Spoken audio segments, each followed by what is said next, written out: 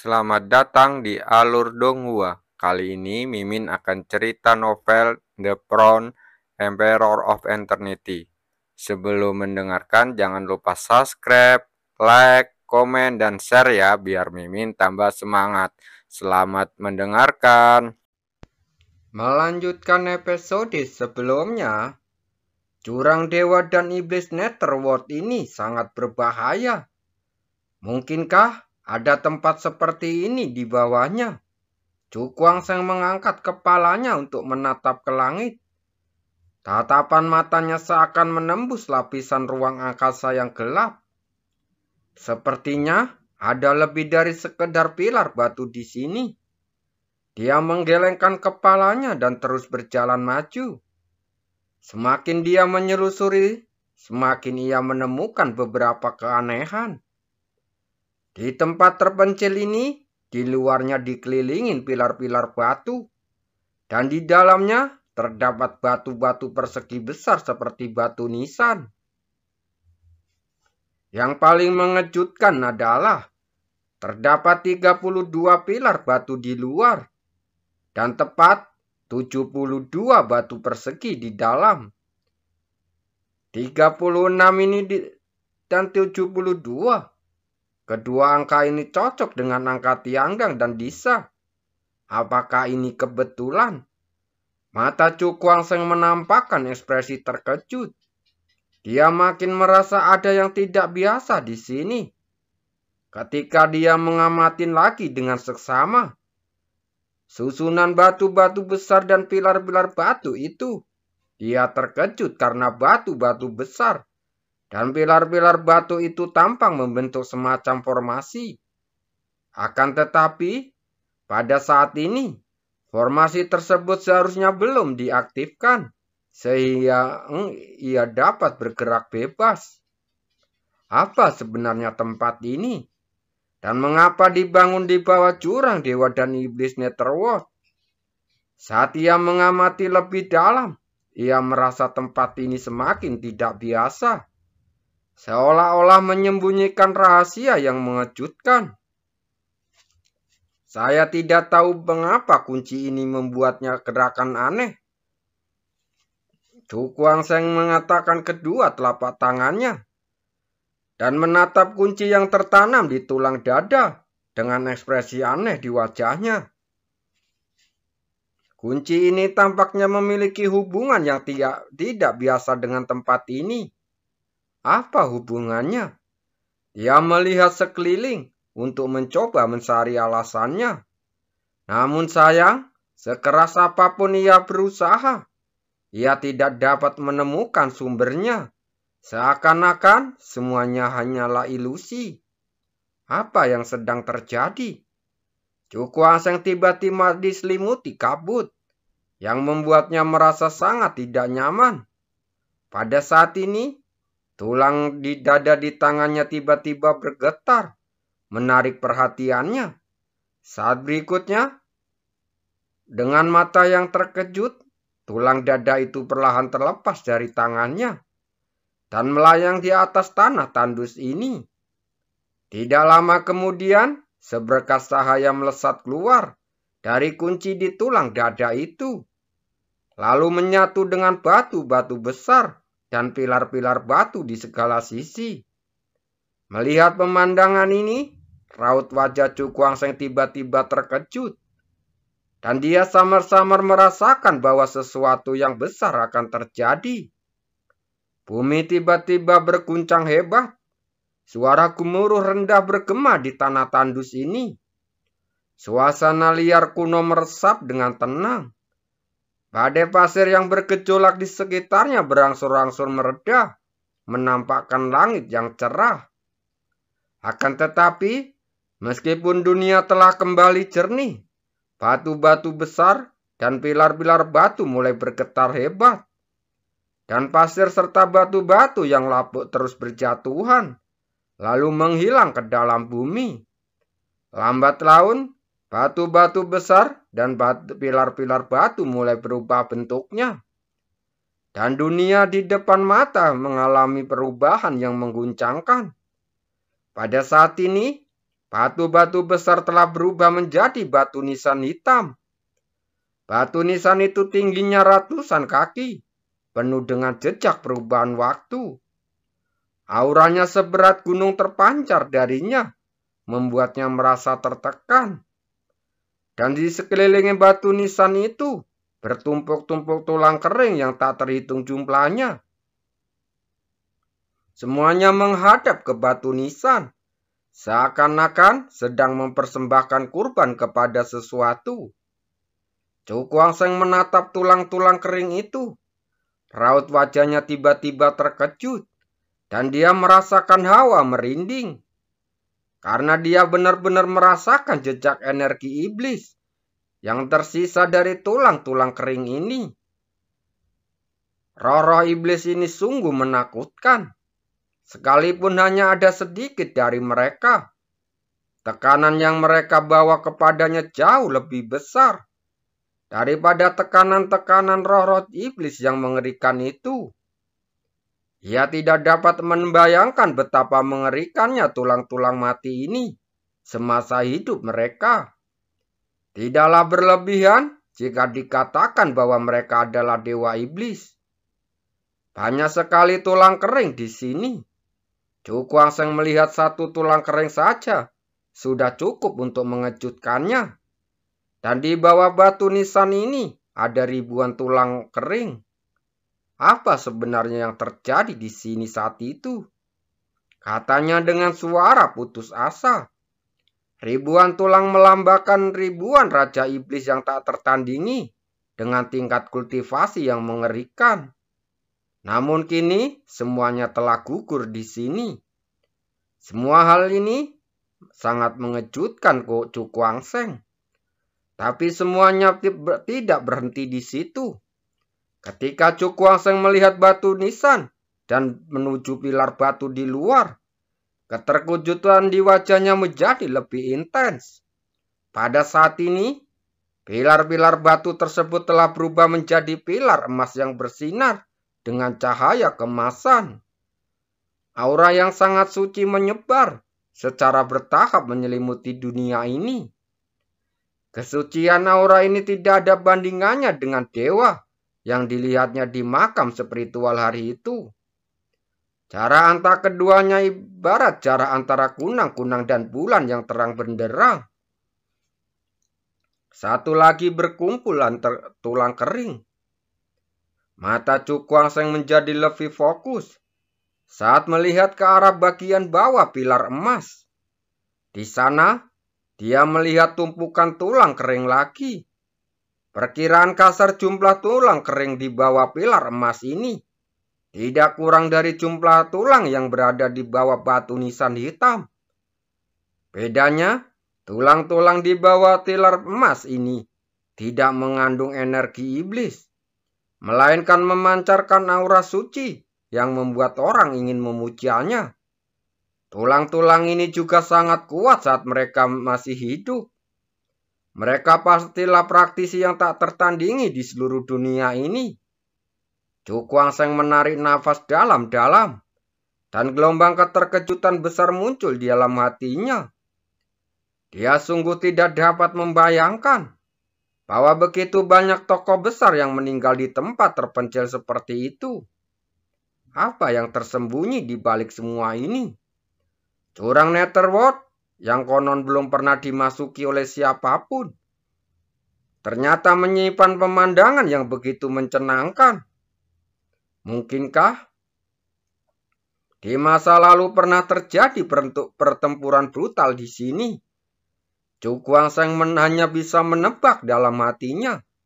Akan tetapi, begitu ide ini muncul dalam pikirannya, dia langsung menolaknya. Karena jelas bahwa tulang-tulang kering ini tidak terlihat seperti jatuh setelah perang, melainkan seolah-olah duduk di sini secara sukarela. Secara sukarela duduk dalam meditasi sampai meninggal. Hati Cukuangseng langsung terguncang. Tanpa sadar menatap tatapannya menyapu ke arah batu nisan dan pilar emas. Mungkinkah Alasan orang-orang ini meninggal dunia ini adalah karena hal-hal ini. Namun, yang membuatnya bingung, apa tujuan keberadaan pilar dan batu nisan emas tersebut?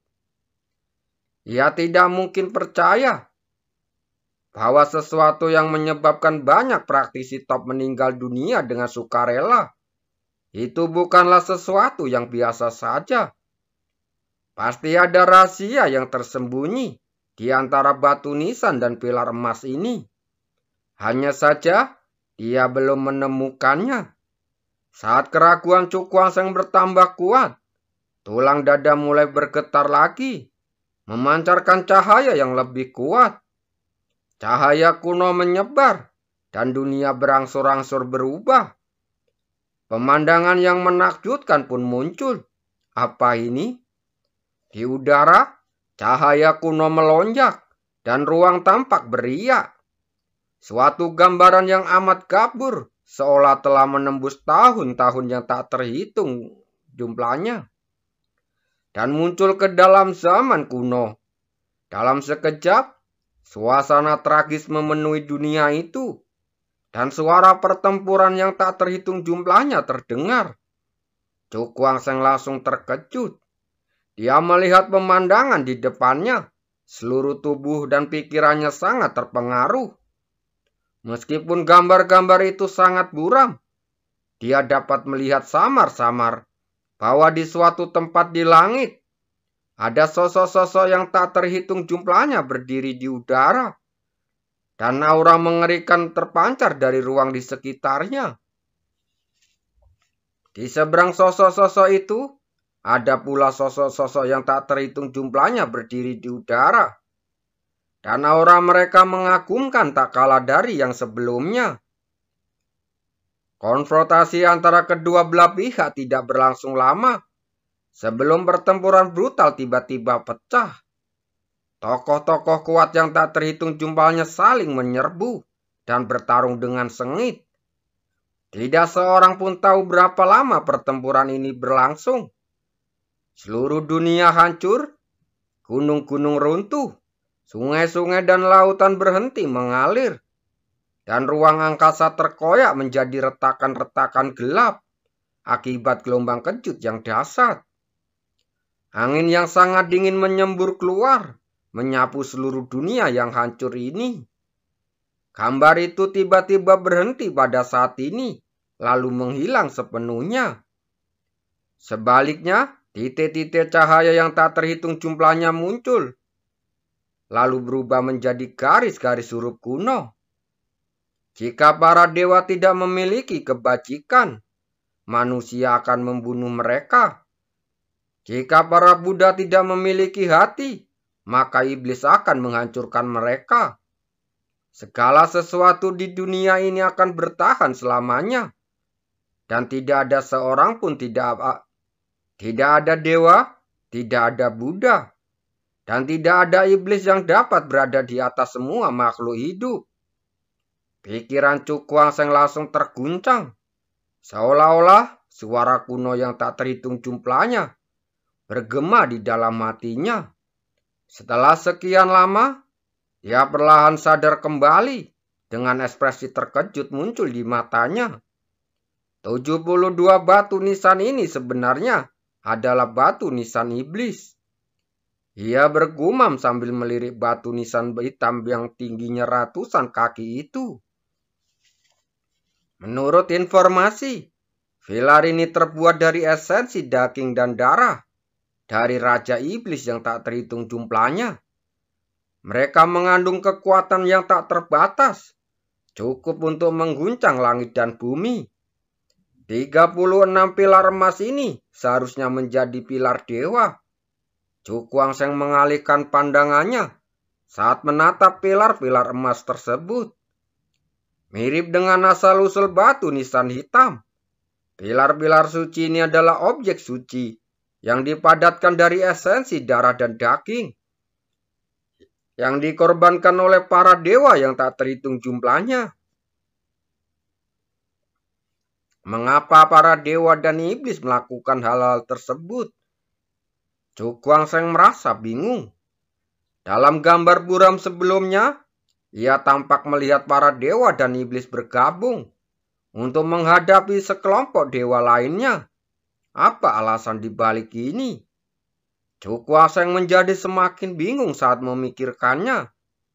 Meskipun dia mengetahui asal-muasal pilar hitam dan pilar-pilar emas di hadapannya, lebih banyak keraguan juga muncul dalam benaknya.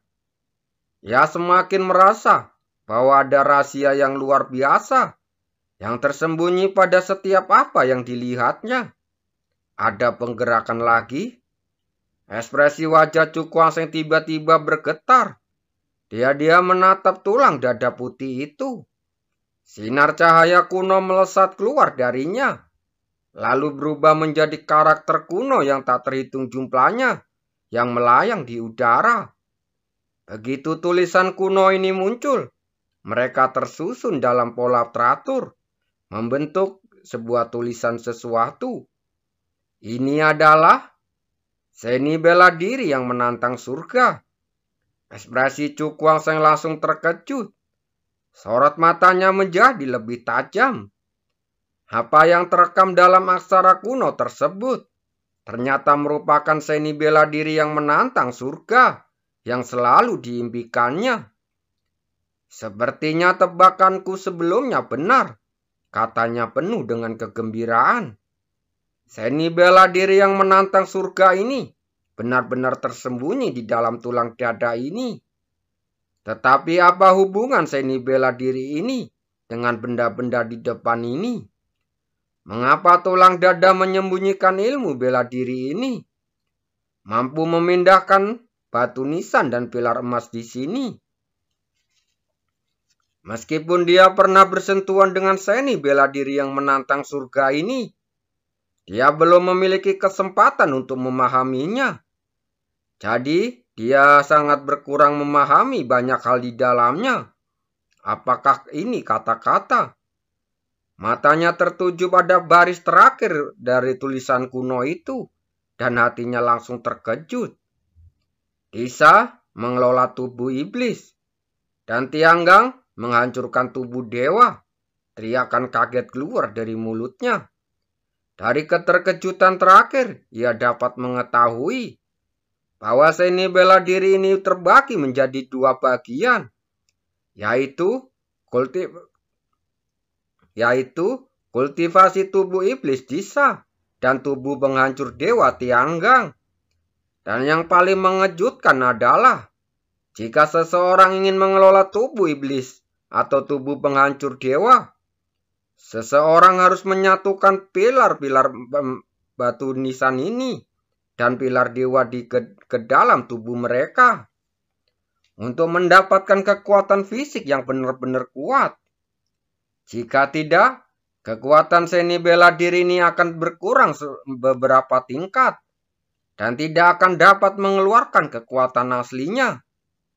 Menyatukan batu nisan ini ke dalam tubuh sendiri.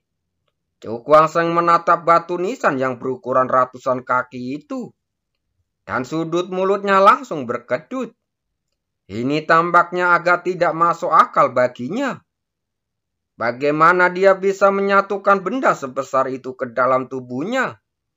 Kecuali jika dia sudah mengelola tubuh iblis atau tubuh penghancur dewa dengan sempurna. Batu nisan hitam dan pilar dewa yang dipanggilnya, ini hanya akan tinggal sementara di dalam tubuhnya dan akan pergi dengan sendirinya setelah waktunya habis. Itu sungguh menyimpang. Chukwuaseng langsung terdiam.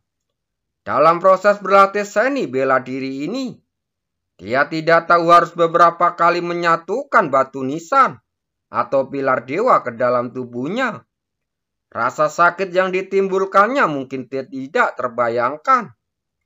Tidak heran seseorang berkata bahwa jika seseorang dapat memperoleh metode latihan seni bela diri yang menantang surga ini, seseorang tidak akan dapat memenuhi persyaratan pelatihan yang keras. Sekarang, tampaknya persyaratan pelatihan ini tidak hanya keras, tetapi juga dapat disebut tidak normal. Cukuang Seng menggelengkan kepalanya. Ekspresinya penuh dengan keterkejutan. Kala itu, para dewa dan iblis yang tak terhitung jumlahnya dengan sukarela mengorbankan esensi darah dan daging mereka untuk menerpa batu nisan hitam dan pilar-pilar dewa ini yang membuat seni bela diri ini memiliki peluang untuk dipraktikkan dengan sukses.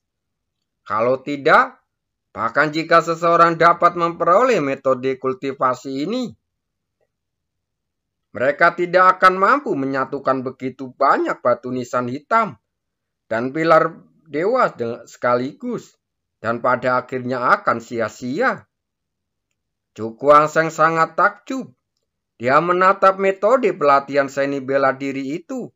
Pikirannya langsung berfluktuasi. Seni bela diri ini bukanlah seni bela diri penyempurnaan tubuh biasa, melainkan formasi yang sangat kuat yang diekspresikan dalam bentuk seni bela diri. Aku jadi penasaran, siapakah yang punya bakat luar biasa ini hingga mampu menciptakan seni bela diri penyempurnaan tubuh yang aneh seperti itu. Seni bela diri penyempurnaan tubuh ini harus diawali dengan mengembangkan tubuh iblis Disa.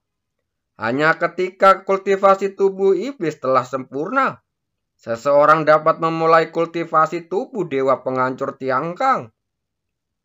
Menurut perkiranya, bahkan jika dia bisa menyerap pilar iblis ke dalam tubuhnya, itu sudah cukup untuk menyapu seluruh benua dewa dan iblis, serta mengalahkan Qin Ao Tian dengan mudah. Dari sini, kita dapat melihat betapa dahsyatnya seni bela diri penyempurnaan tubuh ini. Sambil menggelengkan kepalanya, Cukuang Seng membuang pikiran liar ini. Dia menatap metode kultivasi di udara dengan ekspresi berapi-api di wajahnya. Dia datang ke pemakaman dewa dan iblis hanya untuk seni bela diri yang menantang surga ini. Dan kini, betapapun sulitnya untuk berlatih, ia tidak akan menjadi alasan baginya untuk menyerah. Oleh karena itu, dia ingin berusaha sekuat tenaga untuk berhasil mempraktekkan seni bela diri yang menantang surga ini. Terima kasih.